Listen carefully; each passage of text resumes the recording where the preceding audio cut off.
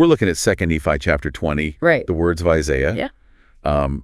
And specifically looking at the Assyrian king Yes. and God's plan. Okay. So Isaiah is writing this in the 8th century BC. Right. And the Assyrians were a pretty dominant force. Yeah, a major power. Not known for being particularly kind. Ruthless. Yeah, ruthless. Absolutely. So we see right away in verses 1 through 4 that Isaiah is giving a warning. Yeah. He's condemning those that exploit the vulnerable. Right. Talk about those that decree unrighteous decrees. And those that take away the rights of the poor, those that prey on widows and orphans. Right. And he asks a question that echoes across the centuries. What will ye do in the day of visitation and in the desolation which shall come from far? To whom will ye flee for help? And where will ye leave your glory? Verse 3. Yeah. That's a powerful question. It is. It really makes you think. Yeah, it makes you think about, where you're putting your trust. Absolutely. Where is your hope? In whom do you trust? Yeah. And so then we move on to verses 5 and 6. And he introduces Assyria. Right.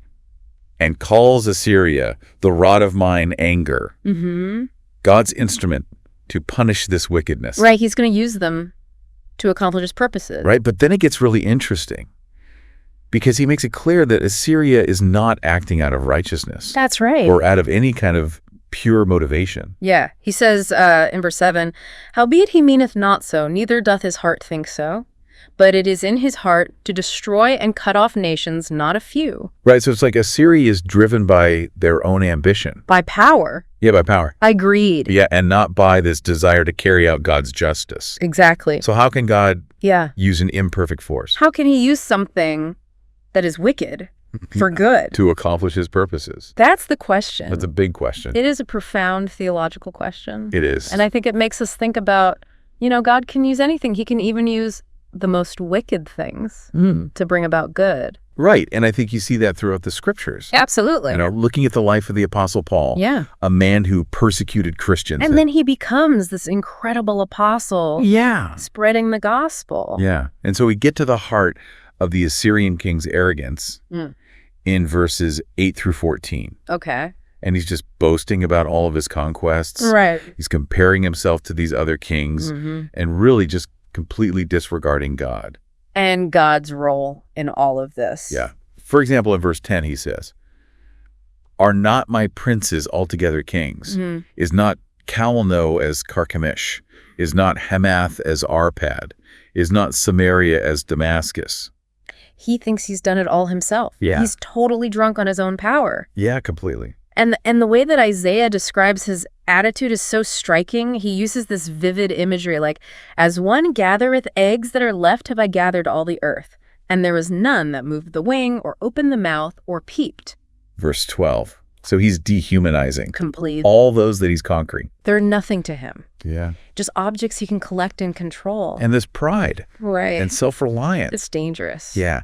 And it's such a contrast Yeah. to God's power. Absolutely. Which Isaiah brings to the forefront in verses 15 through 19. Okay.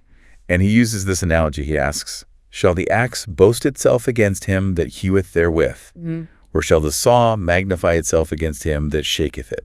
Verse 15. Yeah, and it's so powerful. It is. Because it just puts that Assyrian king right in his place. He's just a tool. Yeah. An instrument.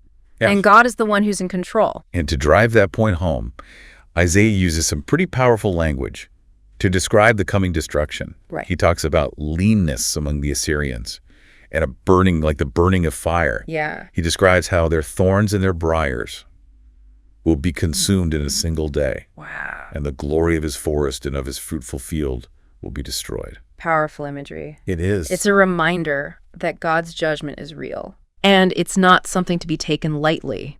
And in the midst of all this judgment, Isaiah offers a glimmer of hope. Right. In verses 20 through 23, he introduces this concept of a remnant. Okay. Those that will remain faithful to God. Even when everyone else has lost their way. Yeah. And that idea of a remnant is powerful because it shows that God always preserves a people for himself. Yeah, even in the darkest of times. Always. And it's a promise that God's light will never be completely extinguished. No matter how dark things may seem, Yeah. there's always hope. Yeah, and then Isaiah goes on to offer a specific message of comfort Yeah. to those living under the shadow of the Assyrian threat. And this is in verses 24 through 27. Okay. And God's mercy Mm, and compassion really shine through. absolutely. He says, O my people that dwellest in Zion, be not afraid of the Assyrian. He shall smite thee with a rod, and shall lift up his staff against thee, after the manner of Egypt. That's verse 24. Yeah, and it's like, he's saying, I know you're scared, but I've been with you before, and I'll be with you again. He's reminding them of their deliverance from Egypt, Yeah. which is a powerful image for Yes, them. and so he promises Yeah. that their burden will be lifted and their yoke will be destroyed. Because of the anointing. I was going to ask you about that word. Yeah. Anointing. It's a significant word. Could you elaborate a bit on that? Sure. Anointing in this context signifies God's favor and power upon his people. So it's more than just a ritual. Yeah, it's about God's active presence. It's power working within them. Exactly. So we're never truly alone. We're alone in our struggle. We have access to that power through his spirit. Okay, so that brings us to a really gripping part of this chapter, verses 28 through 32, Okay. where Isaiah gives us a detailed account of the Assyrian army's advance. He lists off the cities and towns that fall before them. He does. Gath, Migron, Mikmash, Jibba, Ramah, Gibeah. All these places. We're falling one by one. Yeah, and it's like you can feel that fear and panic Yeah. as they get closer and closer to Jerusalem. Right. And then he ends that section Yeah. with that image Yeah. of the Assyrian king standing at Nob, shaking his hand against the mount of the daughter of Zion, the hill of Jerusalem. Oh, wow. What a visual. It is. This symbol of defiance. Yeah. But he's still just a tool in God's hand. He is. What happens next? Well, that's a story for another time. All right. I'll have to pick up there next time. Okay. Picking up where we left off with that image of the Assyrian king, just shaking his hand against Jerusalem, Yeah. that holy city. Yeah. Such a powerful image. And you really see the pride and the arrogance Yeah. of this king on full display in those verses. Absolutely. He thinks he's greater than God. Yeah, and he's boasting about his conquests. He's comparing himself to all these other kings. Like, he's achieved all of this on his own. Right. He lists off city after city like they're just trophies. And he declares in verse 10, are not my princes altogether kings? He's completely disregarding God's role in all of it. Yeah, but it's this pride, this self-reliance that ultimately leads to his downfall. Right. And Isaiah in verses 15 and 16 Yeah. uses that analogy Yeah. about the axe Yeah. boasting against him that heweth therewith, and the saw magnifying itself against him that shaketh it. Such a simple analogy, but it's so powerful. It really is. And it reminds us that we're all, ultimately, instruments in God's hands. Absolutely. You know, we may have talents, we may have abilities, but it's God who empowers us to use those for good. And when we forget that, when we start to take credit for all the things that are happening, we fall into the same trap as the Assyrian king. The trap of pride. Yes. And we see the consequences of that pride. In verse 23, when Isaiah talks about God's judgment coming like a consumption, Right. it's this purging of wickedness from the land. And that might sound scary. It is. But even in the midst of that judgment, Isaiah offers us this glimmer of hope, Yes. He talks about a remnant that will return to God. those that will remain faithful, Yes. even when everyone else seems to have lost their way. And I think that's so important to remember, this idea of a remnant.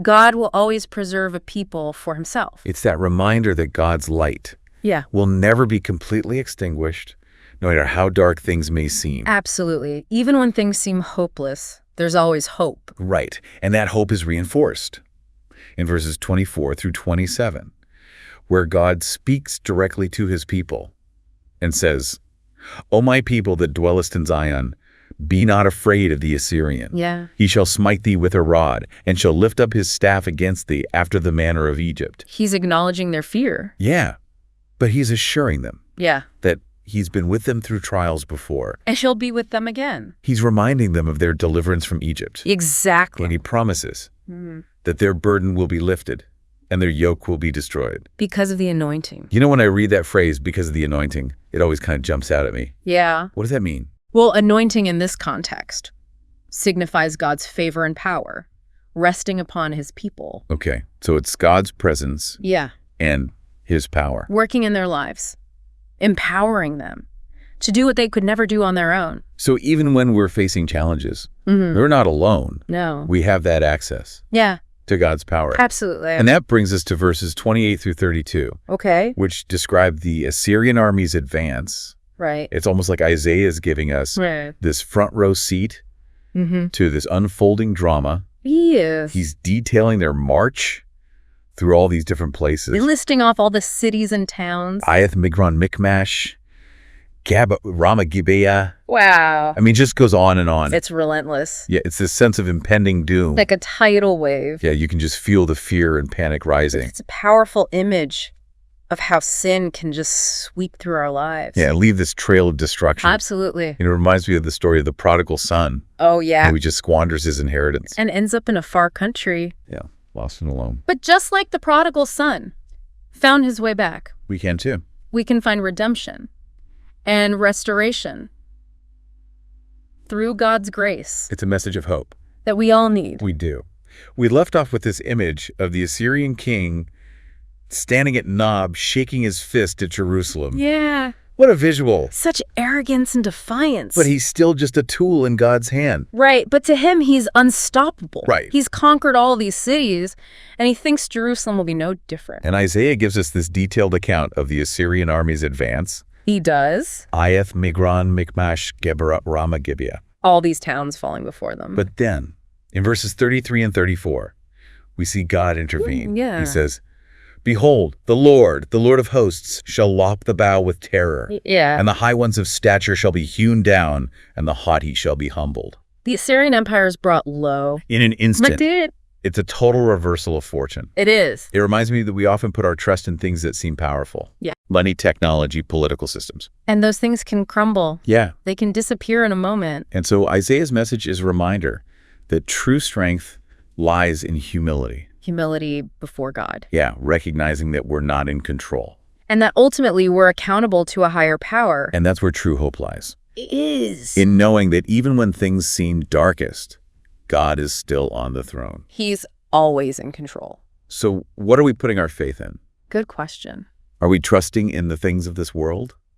Or are we building our lives on the solid foundation of God's love and grace? Something to think about.